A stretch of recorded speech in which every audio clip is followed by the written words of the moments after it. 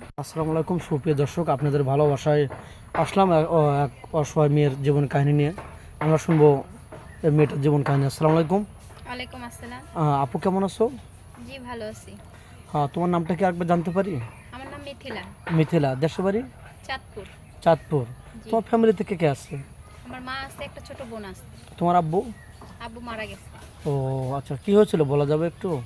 Road অ্যাক্সিডেন্টে মারা গেছে। আচ্ছা, তোমার বয়সটা কত? আমার বয়স 24। 24। যাই হোক, কতটুকু লেখাপড়া করছো? লেখাপড়া তো করতে পারি নাই। কতটুকু? 8 পাস, ব্যাচেসি পাস বা 7 পাস, কোনটা? 5 পাস? না, 4 পর্যন্ত পড়ালেখা করছি। ক্লাস 4। হ্যাঁ। যাই হোক, আমাদের ক্যামেরার সামনে আসা হয়েছে বিয়ে শাদির জন্য না কিছু হেল্পের জন্য? বিয়ে শাদির জন্য। বিয়ে শাদি। হ্যাঁ। যাই হোক, তোমার বয়স বলছিল 24 বছর না? হ্যাঁ। কতটুকু বয়স হলে তোমার মিসওয়াট হবে তুমি মনে করো? সমস্যা নেই, আমার থেকে বেশি বয়স হলে সমস্যা নেই। মানে 30, 35, 40 হলে চলবে? হ্যাঁ। যদি ছেলেটার দাঁড়িয়ে থাকে, নামাজ কালাম পড়ে, তাহলে কি তোমার সমস্যা আছে? হ্যাঁ, না সমস্যা নেই। তো তোমার মতো আরেকজন তোমার বান্ধবীজুল বলে যে, এই তুই এই কাজ করলি কেন? ওই দাঁড়িয়ে আছে, তাকে বুড়া ছেলেটাকে বিয়ে করলি, আমার স্বামীটা কত ইয়ং, তার দাড়ি মোজ কিচ্ছু রাখে না, তাহলে তুমি ওখানে কি অ্যান্সার ভালো দেবা? মানুষ হলেই হবে, ভালো মনের মানুষ হলেই হবে। না, তোমার বান্ধবীজুল এই প্রশ্নটা করে, তুমি কি অ্যান্সার দেবা? না, আমার স্বামী তো দাঁড়িয়ে নেই, সেই স্মার্ট, তুই দাঁড়িয়েলা ছেলে বিয়ে করলি কেন? তাকে জবটা কি দেবা আমি একটু শুনতে চাই। স্মার্ট এখন হ্যাঁ, তুমি তোমার বান্ধবীকে কি জব দিবে বলো? বলবো নামাজ কালাম পড়ে, সেটা তো আরো ভালো। আমাদের নবীজি তো দাঁড়িয়ে রেখেছে, নামাজ কালাম পড়ে। তো এরকম একজন লোক আমার জীবন আসলে এটা তো আমার জন্য ভালো।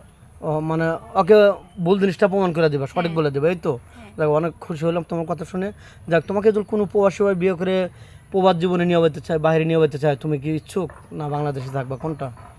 সে যদি আমাকে বাংলাদেশে রাখে আমি থাকবো, সে যদি নিয়ে যেতে চায় আমি যাব। তোমার ফ্যামিলি কথা তোমার আম্মু কিছু বলবে না? তোমাকে ছাড়া থাকতে পারবে না সমস্যা করবে? এটা আম্মুর সাথে কথা বলতে হবে, তার সাথে আমার যারা আমাকে ভালো লাগবে তার সাথে যোগাযোগ করলে জানবো, চিনবো, তারপর আমি তারপর বলতে পারবো। ডিসাইড মানে হ্যাঁ। সাজেশন নেওয়া যাবে, তোমার হ্যাঁ। আম্মুর থেকে শুনবে, এই তো? তো যাই হোক, একটা ছেলে হয়তো তার ফ্যামিলি দেখতে দেখতে হয়তো একটু বয়স বেশি হয়ে গেছে, বা তার ওয়াইফ আছে বা ওয়াইফ মারা গেছে, এরকম মেন তোমাকে বিয়ে করে বাড়িতে রেখে গেল, তার বাপ মা আছে, তাদের সাথে কি তুমি দুর্বলতার সুযোগ নিয়ে খারাপ ব্যবহার করবে? না, কখনোই না। আহ, আমি তো চাই ফ্যামিলি সবাইকে নিয়ে থাকতে। সত্যি বলছো তো? হ্যাঁ। আচ্ছা, এই ভিডিওর পাবলিক হচ্ছে দেশ প্রবাস থেকে, সব জায়গা থেকে দেখছি, তোমাকে কিভাবে পাবে বলো তো? এখন আমার সাথে তো যোগাযোগ করার মতো আমার কোনো ফোন নেই। তোমার ফোন নেই? ফোন আসবে তো কিনে নেই? না, জি না। তাহলে কিভাবে পাবে বলো তো?